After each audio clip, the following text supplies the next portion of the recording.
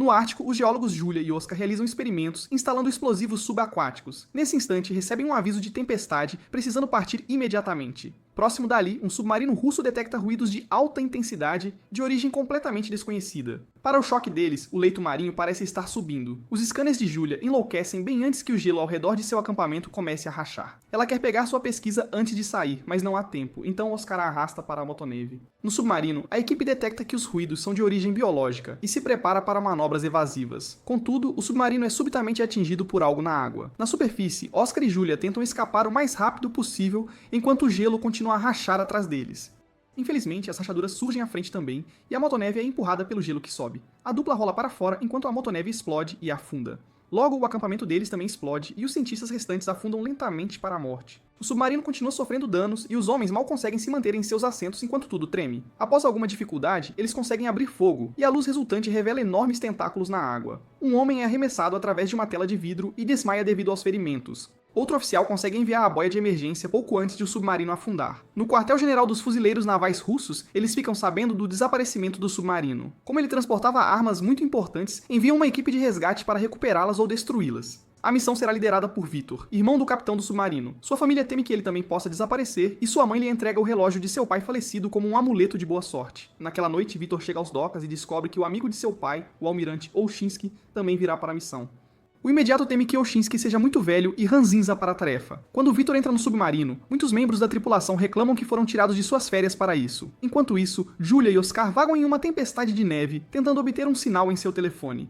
Julia se distrai com a tela e quase cai em um abismo, mas Oscar a segura bem a tempo. Nesse momento, o telefone dela finalmente encontra um sinal de uma plataforma de petróleo e os chama. Contudo, a tempestade de neve faz muito barulho, e os trabalhadores da plataforma não a entendem. O telefone logo perde o sinal e a chamada termina. Um Oscar desesperado atira um sinalizador antes de desmaiar. Pela manhã, o submarino chega ao local do desaparecimento e, após muitos preparativos, eles finalmente mergulham. A tripulação nota que Olshinsky leva Victor a uma sala privada com outros oficiais de alta patente e os faz ler um relatório que os deixa visivelmente chateados. Logo, rumores do desaparecimento do submarino anterior começam a se espalhar. Voltando a Julia e Oscar, eles se surpreendem ao descobrir a boia presa no gelo.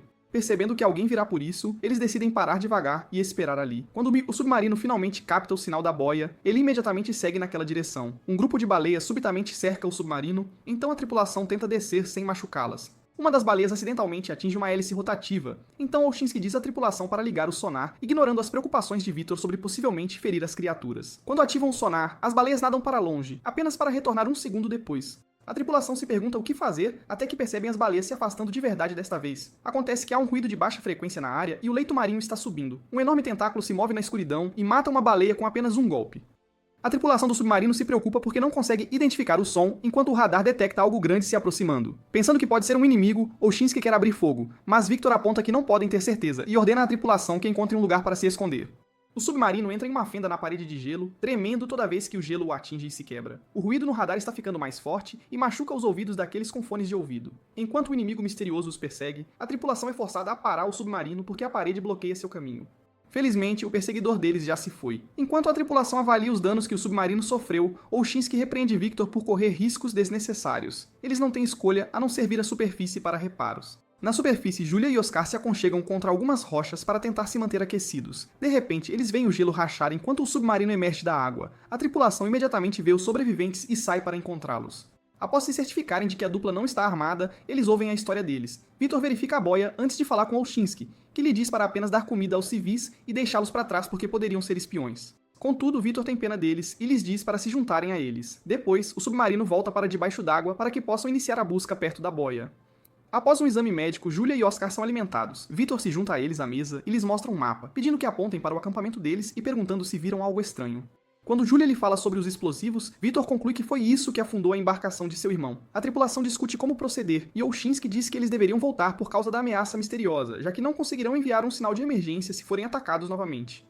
Contudo, Victor está desesperado para encontrar seu irmão e ordena à tripulação que envie o submarino na direção do acampamento de Julia. Olshinsky fala com Victor em particular e o avisa que esta é a segunda vez que ele faz a escolha errada. Se ele fizer outra, tudo estará acabado. Então Victor explica ao seu imediato que eles precisam se apressar, porque se o outro submarino tiver sobreviventes, eles provavelmente não terão muito oxigênio restante. Enquanto isso, Julia ouve um barulho estranho e Oscar aponta que é o sonar procurando o outro submarino. A busca continua por um tempo, até que o radar encontra um misterioso oponente vindo atrás deles novamente. Victor diz à tripulação para encontrar um lugar para se esconder como fizeram antes, mas esta é uma área aberta sem cobertura. Eles decidem enviar um sinal de emergência para a plataforma de petróleo e ficam aliviados ao obter permissão para se esconder lá. Enquanto o submarino se prepara para vir à superfície, os trabalhadores da plataforma veem tentáculos gigantes subindo do mar e ativam o alarme. Os tentáculos começam a atacar a plataforma, derrubando todas as estruturas e causando muitas explosões. Os trabalhadores entram em pânico e tentam correr, mas não há para onde ir, enquanto a plataforma começa a desmoronar. O submarino perde contato, então Victor usa o periscópio para investigar. Ele fica horrorizado ao ver os tentáculos derrubarem a plataforma, e envia a imagem para a tela para que a tripulação possa ver com o que estão lidando. Assim que a plataforma é completamente destruída, o monstro misterioso persegue o submarino novamente. A embarcação precisa fazer uma curva brusca para escapar, e objetos caem por toda a cozinha. Olshinsky pensa que Victor, ao fazer a tripulação escapar em vez de atacar, cometeu seu terceiro erro e anuncia que está assumindo a liderança. 2 torpedos são rapidamente disparados e atingem com sucesso o alvo. Então, Olshinsky diz que é assim que se faz. Contudo, o rosto de Olshinsky se desfaz quando ele ouve um oficial anunciar que o inimigo ainda está se movendo. Mais torpedos são disparados e outra explosão indica que atingiram o alvo novamente, mas isso ainda não é suficiente para matá-lo. O monstro está vindo atrás deles, e Olshinsky paralisa porque não sabe o que fazer. Então Victor precisa assumir o comando novamente. Ele faz a tripulação mover o submarino o mais rápido possível, e eles conseguem desviar da maior parte do ataque que se aproxima. Mas o tentáculo ainda roça o submarino e causa alguns danos.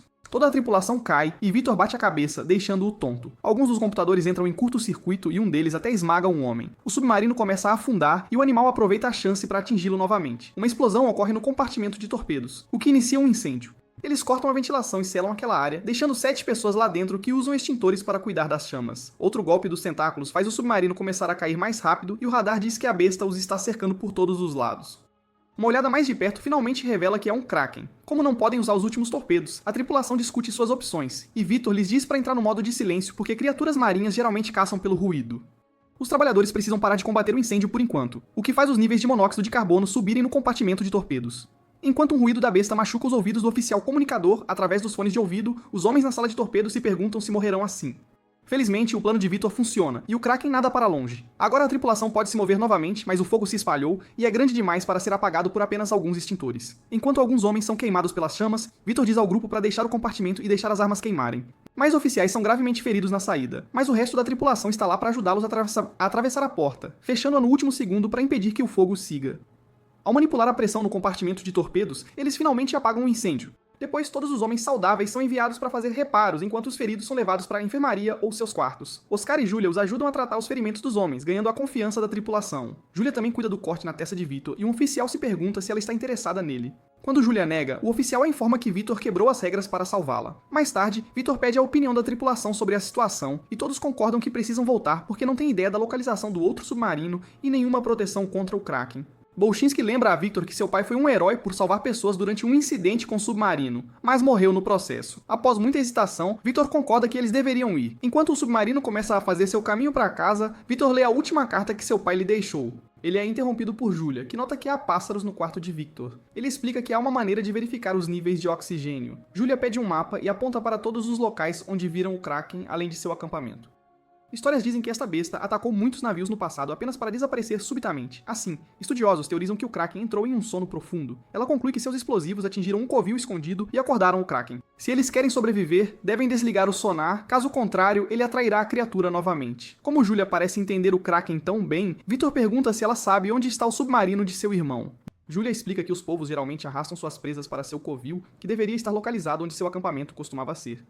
A conversa deles é interrompida por um oficial anunciando que encontrou uma pista. Ele reproduz uma gravação dos momentos em que estiveram em modo silencioso e todos podem ouvir um som de algo batendo em metal. Eles rastreiam o sinal e confirmam que vem do acampamento de Julia, o que significa que o outro submarino pode ter sobreviventes. Victor faz um discurso sobre a importância de salvar vidas humanas e os perigos que estão prestes a enfrentar, então ele ordena a seus homens que levem o submarino para o acampamento de Julia. Durante a viagem, Victor pensa em sua infância e no dia em que se perdeu nas montanhas. Ele só sai desse estado quando chegam à área de busca. De repente, rebites começam a voar de máquinas e paredes por todo o submarino, quebrando vidros e luzes. Isso significa que estão muito profundos, então fazem o submarino subir. Um oficial então nota que encontraram um abismo sem fundo e Victor quer enviar o mini submarino para investigar. Como um dos pilotos foi ferido durante o ataque, Victor se oferece para ocupar seu lugar e deixa Olshinsky no comando. O mini submarino parte com Victor e 2 oficiais. Eles podem ouvir o metal rachando enquanto vasculham o abismo porque nunca desceu tão fundo. A pressão logo começa a cobrar seu preço na embarcação. Então, se não encontrarem algo rapidamente, terão que voltar. Quando ouvem um eco, seguem naquela direção e descobrem centenas de navios afundados, o que significa que a teoria de Julia e os mitos estavam certos. Eventualmente encontram outro submarino e notam todos os danos que ele sofreu. Felizmente, o nariz ainda está intacto, o que significa que sobreviventes podem estar escondidos lá. A equipe tenta acoplar o mini submarino em cima dele, o que é mais difícil do que parece por causa das fortes correntes. Após muita dificuldade, eles conseguem fazer a conexão. Então Victor veste o equipamento de mergulho e atravessa a conexão. Ele bate no outro submarino antes de abrir a escotilha e fica encantado ao descobrir que a tripulação sobreviveu, incluindo seu irmão Alexander. Eles enviam a notícia para o submarino principal e todos celebram. Alexander explica que deixou o submarino em modo silencioso desde que foram capturados e só enviava um sinal de vez em quando para evitar chamar a atenção do Kraken.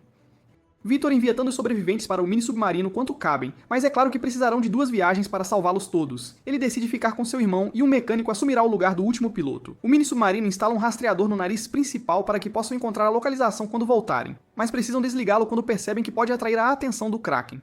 Quando o mini-submarino finalmente parte, todo o destroço do submarino treme, mas felizmente não cai. Logo eles chegam ao submarino principal e imediatamente começam a cuidar dos sobreviventes. O piloto substituto está muito doente para fazer outra viagem, então Julia pede ajuda a Oscar. Oscar tem experiência trabalhando em submarinos e concorda em ir. Enquanto o mini-submarino decola, Olshinsky vê no radar que o Kraken está se movendo novamente. Enquanto isso, Victor e Alexander decidem recuperar as armas que seus superiores pediram. Eles entram na área do submarino destruído e encontram os códigos no cofre. Contudo, quando tentam usá-los no computador, o sistema não responde. Victor se recusa a desistir e, após tentar muitos botões, finalmente consegue ligar o computador e fica feliz ao ver que as armas ainda estão funcionais. O pulso eletromagnético resultante é captado pelo mini-submarino, que começa a segui-lo. De volta ao submarino principal, a tripulação fica aterrorizada ao ver o Kraken se aproximando demais. Eles se apressam para pousar o submarino no leito marinho e entrar em modo silencioso. O Kraken empurra uma grande rocha que atinge o submarino e logo os rebites começam a voar novamente por causa da pressão. A água começa a inundar um dos compartimentos, então a tripulação não sabe se conseguirá manter o modo silencioso por muito tempo. Ao mesmo tempo, o mini-submarino chega aos destroços, e quando estão no processo de acoplagem, acidentalmente atingem o rastreador e o ligam. O Kraken está prestes a atacar o submarino principal, mas naquele momento ele sente o rastreador e começa a nadar de volta para seu covil. Olshinsky imediatamente ordena à tripulação que use essa abertura para retornar à superfície. Enquanto isso, Victor rasteja por um tubo para poder alcançar as armas na sala de torpedos, que estava bloqueada pelos destroços. Alexander ouve o mini-submarino acoplar e diz à sua tripulação para embarcar enquanto ele espera por seu irmão. Eventualmente, Victor chega à sala de armas e começa a inserir os códigos nos torpedos enquanto Alexander faz o mesmo no computador. As armas levarão um tempo para carregar, o que dá ao Kraken tempo suficiente para encontrá-los. A tripulação se prepara para o impacto enquanto os tentáculos começam a se fechar ao redor do submarino. Os irmãos conversam pelo rádio e pedem desculpas por suas brigas passadas. O Kraken consegue arrancar metade do submarino, mas felizmente é a cauda vazia. Quando está prestes a atacar novamente, os irmãos coordenam seus movimentos e apertam os botões ao mesmo tempo para finalmente iniciar a arma. Uma explosão muito poderosa atinge a besta e a faz explodir, resultando em um enorme feixe de luz que rompe o gelo do Ártico e até atinge a atmosfera. Com a água agora inundando o submarino, Victor corre de volta pelo tubo para se reunir com Alexander. As armas se autodestruirão em breve, então eles precisam se mover rápido. O submarino começa a se afundar e fortes ondas atingindo os corredores fazem os irmãos se separarem. Victor procura por Alexander e encontra sua mão saindo da água. Ele a agarra e puxa até que Alexander esteja seguro com ele novamente. Eles se apressam para subir as escadas e entrar no mini-submarino, fechando a porta antes que a água possa segui-los. Com apenas 2 minutos restantes para uma explosão, o mini-submarino não consegue desacoplar. Enquanto os destroços começam a cair no abismo, Victor se lembra da alavanca de emergência e a puxa, o que permite que o mini-submarino finalmente se desconecte. Eles decolam pouco antes de as armas explodirem e as ondas de choque enviam o mini-submarino rolando pelo mar. Na superfície, o submarino principal aguarda notícias. Eles estão prestes a perder a esperança quando veem algumas bolhas na água. É o mini-submarino, que finalmente retornou. Enquanto todos celebram, Victor tenta dar a Alexander o relógio de seu pai, mas Alexander lhe diz para ficar com ele porque ele o mereceu. Algum tempo depois, a tripulação chega à Rússia, e os irmãos finalmente podem se reunir com a família.